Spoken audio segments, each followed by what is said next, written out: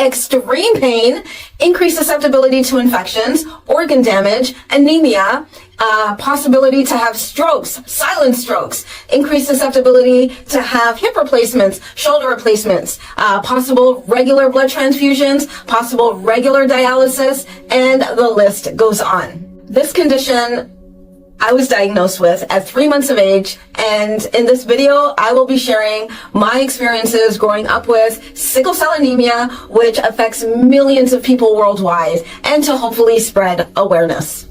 First, let's discuss what sickle cell anemia really is. It is a genetic blood disorder that affects the red blood cells, causing them to become rigid and sickled shaped. Now, these abnormal blood cells can stick together and restrict blood flow, causing extreme pain, organ damage, and a whole host of complications that involves the entire body.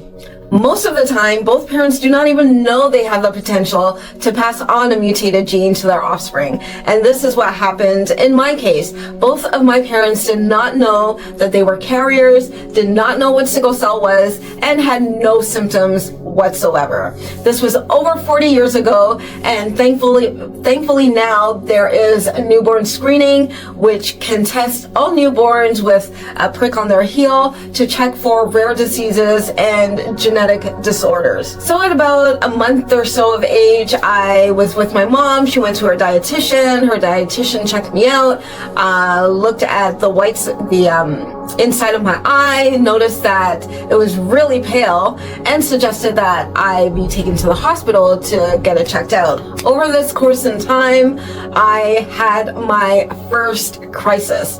They did all sorts of testing, and before my mom even knew that I was diagnosed with sickle cell, I had my first crisis. This was at 3 months of age. Now, at 3 months of age, my symptoms were swelling of the hands and the feet.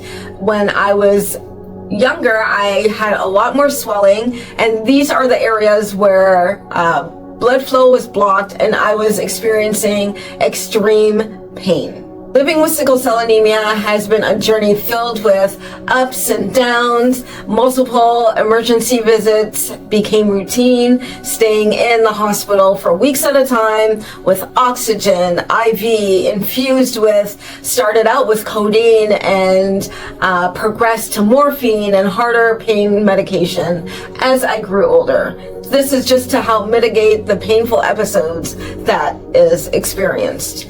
Eventually, being fed up with this hamster wheel of crisis, pain medication, hospital admissions, recovery, crisis, pain medication, hospital admissions, recovery, and the cycle goes on and on, month after month, year after year. I wanted to see what I can do for myself so that I can not be in the hospital as much as I can, mitigate the painful episodes I was experiencing, and to help build my organ strength because it was horrendous. Growing up, I wanted to see what I can do for myself, not to leave it into the hands solely of the medical profession.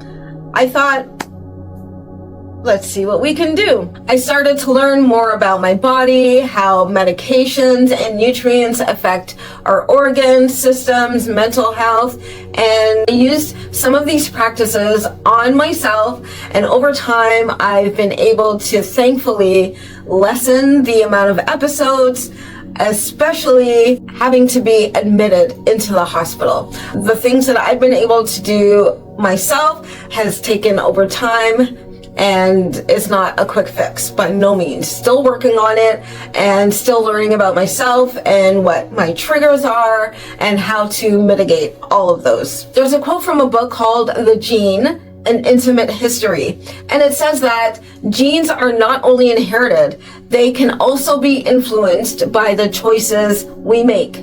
Our actions and choices can influence how our genes are expressed. Factors like diet, exercise, and stress levels can affect the way our genes behave. So our choices and lifestyle decisions should not be taken lightly. I thank you for joining me today. And if you have any questions or comments, please list them down below. I'd love to hear your thoughts. And I hope to see you in the next video. Blessings.